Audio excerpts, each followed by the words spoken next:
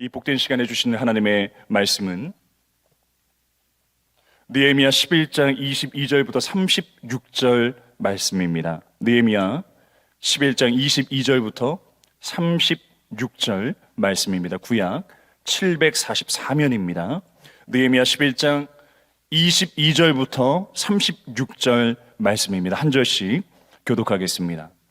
노래하는 자들인 아삽 자손 중 미가의 현손, 마따냐의 증손, 하사비아의 손자 바니의 아들 우시는 예루살렘에 거주하는 레위 사람의 감독이 되어 하나님의 전 일을 맡아 다스렸으니 이는 왕의 명령대로 노래하는 자들에게 날마다 할 일을 정해 주었기 때문이며 유다의 아들 세라의 자손 곧 무세사벨의 아들 부다히야는 왕의 수하에서 백성의 일을 다스렸느니라. 말과 들로 말하면 유다 자손의 일부는 기럇 아르바와 그 주변 동네들과 디본과 그 주변 동네들과 여갑스엘과 그 마을들에 거주하며 또 예수아와 몰라다와 벳벨렛과 하살수알과 부엘세바와 그 주변 동네들에 거주하며 또 시글락과 무고나와 그 주변 동네들에 거주하며 또 에느림몬과 소라와 야르못에 거주하며 또 사노아와 아둘람과 그 마을들과 라기스와 그 들판과 아세가와 그 주변 동네들에 살았으니 그들은 부엘세바에서부터 흰놈의 골짜기까지 장막을 쳤으며 또 베냐민 자손은 게바에서부터 믹마스와 아야와 베델과 그 주변 동네들에 거주하며 아나돗과 놉과 아나니아와 하솔과 라마와 기타임과 하딧과 스보임과 느발랏과 로드와 오노와 장인들의 골짜기에 거주하였으며 다 함께 읽겠습니다. 유다에 있던 레위 사람의 일부는 베냐민과 합하였느니라. 아멘. 오늘 금요일 새벽 설교의 제목은 회복시키소서라는 제목을 가지고 함께 말씀을 나누고자 합니다. 우리가 수요일부터 이 또 새벽 강단을 통해서 오늘 펼쳐져 있는 본문 말씀 11장의 말씀을 계속 연속해서 보고 있습니다. 그리고 오늘 우리가 36절 방금 전에 마지막으로 읽으셨던 것처럼 이렇게 11장이 오늘 마치게 되는데요. 느헤미야를 통해서 하나님께서는 성벽을 재건시키셨습니다. 예루살렘 성벽이 이제 재건되었는데 문제가 있었죠. 그 성벽 재건 이후에 그 예루살렘에 사람들이 거주하면서 사는 그 문제가 이제 수면 위로 떠오르게 되었습니다. 예루살렘은 이제 이들이 포로로 잡혀갔다가 돌아와서 각자 흩어져 있었는데 그곳에서 안정을 충분히 취할 수 있었을 것이고요. 계속해서 어려운 상황이었습니다. 그리고 언제 또 공격이 또 다가올지 모르는 그런 위협 가운데 그런 여러 가지 어려움이 도사리고 있는 땅이 바로 예루살렘이었기 때문에 쉽게 올 수 있는 그런 상황은 아니었습니다. 한 나라가 강하게 세워질 수 있는 비결은 무엇입니까? 그리고 한 나라가 강하게 운영되는 그런 여러 가지 원리들은 무엇입니까? 경제력이 있겠죠. 그리고 군사력이 있겠죠. 통치력이 있겠죠. 그런데 그 나라가 세워지고 그 나라가 운영됨에 있어서 거기에 주민이 없다면, 거기에 시민이 없다면, 거기에 그 종족이 없다면 다 이루어질 수 없는 것입니다. 그리하여서 하나님의 인도하심을 따라서 1차로 이들이 이주하게 되는 것이 느헤미야 7장에 나오게 되었고, 그리고 2차로 또 이주하게 되는 것이 바로 11장 말씀에 나오게 되는 것인데요. 감사하게도 또 하나님의 섭리 가운데 지도자들이 먼저 자원하게 됩니다. 그리고 예루살렘에 돌아오게 되지요. 근데 이렇게 이 예루살렘을 채우고 이 사람들로 채우고 그리고 이곳에서 이제 제2의 인생을 펼쳐나가는 것, 그것이 인간적인 입장에서는 표면적으로 중요하지만 이제 이 땅이, 이 회파되었던 이 도시가 다시 세워지는 것, 그리고 이것을 지키는 것 중요합니다. 그런데 우리가 말씀을 통해서 어떻게 들었습니까? 성전을 회복하고 성전을 지키는 일이 또 너무 중요했습니다. 지도자들이 자원합니다. 그리고 레위인들이 이제 성전에 일을 하기 시작하죠. 성전 건물을 수리하고 또 비품을 마련하고 그리고 지키고 그러한 말씀들을 우리가 들었습니다. 그리고 어제 이제 목요일 새벽에서는 마따냐에 대해서 들었는데 아삽의 증손 삽디의 손자 미가의 아들 마따냐, 그는 기도할 때 감사하는 말씀을 인도하는 역할을 맡았습니다. 감사하는 말씀을 하는 역할, 찬양대 대장의 역할을 했다라고 우리가 어제 새벽 설교를 통해서 말씀을 들었는데요. 오늘 20절에서도 이 마따니아의 증손이자 하사비아의 손자이자 비니의 아들 우시가 나옵니다. 22절도 보시면 노래하는 자들인 아삽 자손 중 미가의 현손 마따냐의 증손 하사비아의 손자 바니의 아들 우시는 예루살렘에 거주하는 레위 사람의 감독이 되어 하나님의 전일을 맡아 다스렸으니. 그러니까 우시가 했던 일이 무엇입니까? 23절에 나옵니다. 이는 왕의 명령대로 노래하는 자들에게 날마다 할 일을 정해 주었기 때문이며. 왕의 명령대로 할 일을 정해 주었다. 이 우시의 역할이 무엇이었을까요? 느헤미야가 성벽을 재건한 후에 다시 고토에서 살게 됩니다. 이것이 하나님의 극적인 간섭이세요.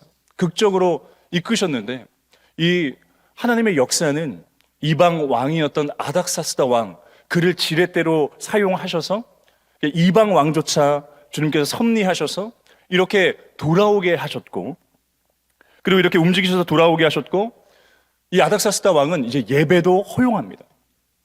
그래서 이 우시의 역할은 이 예배를 드릴 때 그 양식 그리고 재정을 분배하는 그런 역할을 맡았던 것이 우시의 역할입니다. 그러니까 우리가 이 11장을 통해서 그리고 느헤미야의 이 흐름을 통해서 우리가 큰 주제를 알게 되는 것은 하나님께서 원하시는 것은 공동체의 회복입니다. 공동체의 회복. 그런데 하나님께서 이 공동체를 회복시키시고, 그런데 진정한 관심, 하나님의 더 깊은 관심은 바로 예배의 회복입니다. 그래서 성전 바깥, 정말 성전 행사를 위한 또 바깥 일을 맡고, 성전 유지를 맡고, 또 보수를 맡고, 그리고 성전에서 이렇게 말씀을 기도하는 자, 또 말씀을 전하는 자, 바로 찬양, 그리고 어떤 자료에서 성악가 이렇게 나옵니다. 찬양대 대장 또 세우는 것을 봅니다. 그러니까 이 성전의 운영에 차질이 없도록 하나님께서는 그렇게 사람들로 다 채우시는 것을 보게 됩니다. 하나님께 드리는 예배가 차질이 없도록 하나님께서 사람들을 배치하시고 사람들에게 사명을 주시고 하나님께서는 이렇게 예배를 회복시키시는 것이 오늘 말씀을 통해서 나오는 것입니다.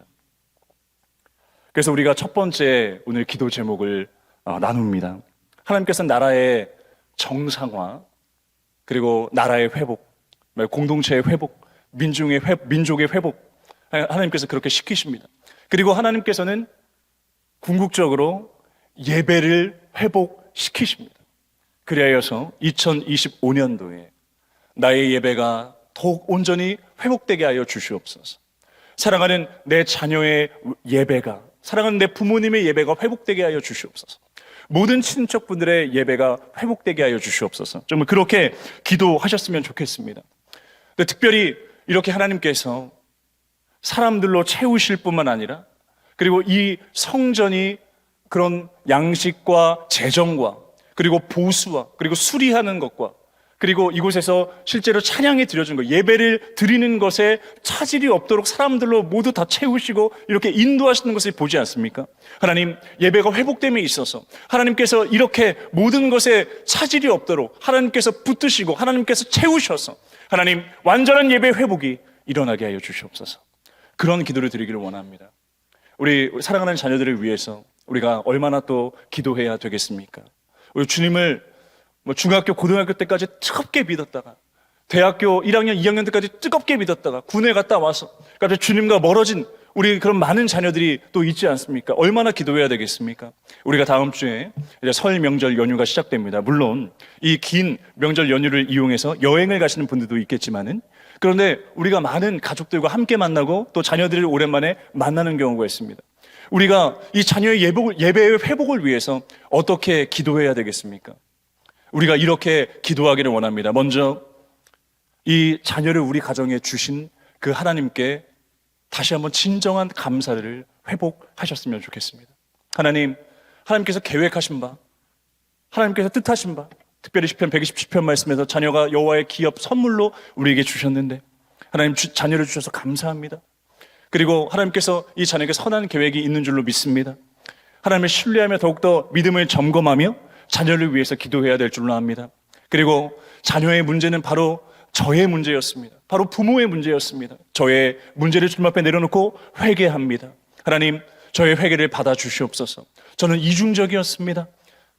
교회 다니면서 신앙적으로 열심히 보이지만 그러나 세속을 향해 있고 성적 지향적이고 세속적인 가치를 자녀에게 모르는 사이 심어줬습니다. 주님, 제가 먼저 죄인입니다. 주님 용서해 주시고 주님 받아주시옵소서.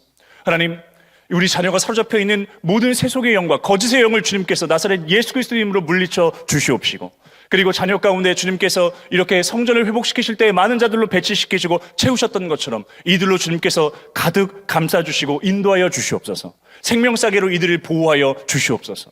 이들이 주님을 처음 만났을 때 그 초심을 회복하게 도와주시옵시고 첫사랑을 회복하게 도와주시옵소서. 그리고 이들과 함께 이 예배전을 채워서 그래서 주님 앞에 예배하는 그 그림을 그리시면서 실제로 내 옆에 앉아서 함께 손잡고 기도한다는 것을 주님 앞에 그리시면서 믿음으로 기도할 때에 놀라운 예배 회복의 역사가 자녀들 가운데 일어나게 될 줄로 믿습니다. 포기하지 마시고 끝까지 기도하셨으면 좋겠습니다. 두 번째 기도 제목을 나누기 위해서 다음 구절을 조금 더 살피겠습니다. 느헤미야 11장 25절인데요. 함께 읽겠습니다. 마을과 들로 말하면 유다 자손의 일부는 기럇 아르바와 그 주변 동네들과 디본과 그 주변 동네들과 여갑스엘과 그 마을들에 거주하며. 그러니까 이렇게 하면서 사실 이 새벽에 저도 발음 연습을 하고 이 강단에 섰습니다. 이 이름들과 지명들과 굉장히 어렵지 않았습니까? 근데 36절까지 이렇게 보면은 유다 자손들이 이제 거주하는 곳이 나오는데요. 이것을 크게 네 지역으로 이렇게 나눌 수 있습니다. 첫째가 남방이고, 그리고 산간지대였고, 그리고 서북부, 그리고 또 서해, 이런 해안가, 이곳이 이제 퍼져서 이 백성들이 이주하고 또 배치했던 것인데, 그러니까 이것을 해석하면은요, 이스라엘 백성들이 이스라엘에 고르게 이제 분포해서 살게 되었다는 것입니다. 그러니까 하나님께서 약속하신 대로 완전한 회복이 일어나게 되었습니다. 놀랍지 않습니까? 물론 출애굽한 이후에 가나안 땅에 입성하여서 그때의 그 수많은 민족처럼 이제 그렇게 많은 민족은 아니었을지라도 이제 돌아와서 그들은 이제 소수가 되었습니다.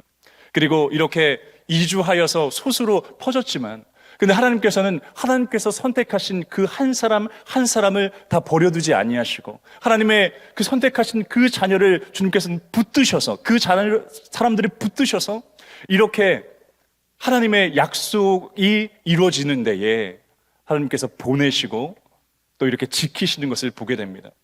얼마나 감사한 일입니까? 우리를 이렇게 끝까지 눈동자처럼 살피시고 선택하신 우리를 붙드시고 이렇게 우리를 날마다 보호하시며 날마다 이렇게 이 자리에서 예배하게 하는 줄로 믿습니다. 요한복음 4장 23절 말씀에서도 하나님께서는 예배하는 자들을 찾으십니다. 그래서 영과 진리로 우리가 예배할지니라 24절에도 이어지게 되지요.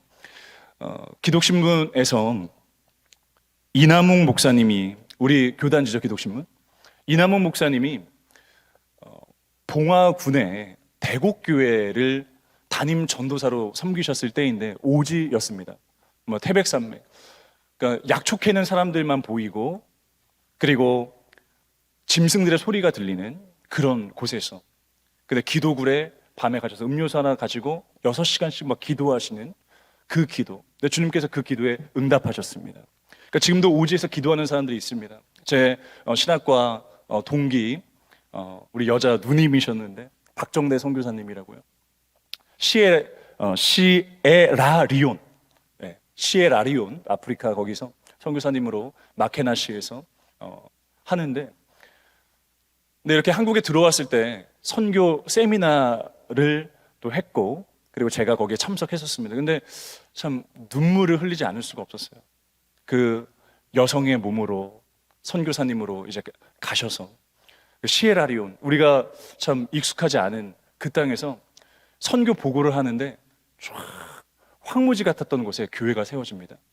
쫙 시간이 지나니까 울타리가 쳐지고, 그리고 막할 중학교가 세워집니다. 창고가 막 세워집니다. 현지 사역자들이 막 일어납니다. 그것을 보면서 오지에서 기도할 때 하나님께서 회복시키시고, 그리고 이렇게 하나님께서 예배 받으시는구나를 보게 되었습니다. 사랑하는 여러분, 우리도 2025년 공동체를 회복시키시고, 그리고 예배를 회복시키는 그 주님을 함께 찬양하시기를 원합니다. 그리고 하나님께서 우리가 두 번째로 기도하실 때 이렇게 이스라엘 백성들을, 그 소수를 선택하신 그 백성들을 부르셔서 지키시고 그들에게 제사장 나라의 사명을 감당하게 하셨습니다. 그들을 통해서 하나님께서 복음 전파의 놀라운 그 사명이 일어나게 하셨습니다. 오늘 우리도 주님께서 회복시키셔서 제사장 가정, 제사장 나라를 회복시키셔서 우리가 또 새로운 교회가 놀랍게 그 제사장의 사역을 감당하는 교회로 나아가게 해 주시옵소서. 예배를 드릴 때에 우리에게 놀라운 은혜를 베풀어 주시옵소서. 기도하시는 복된 하루 되시기를 주님의 이름으로 축복합니다. 기도하겠습니다. 하나님 아버지 감사합니다. 오늘 공동체의 회복 이루신 주님 찬양합니다. 우리의 모든 것 회복시켜 주시옵소서.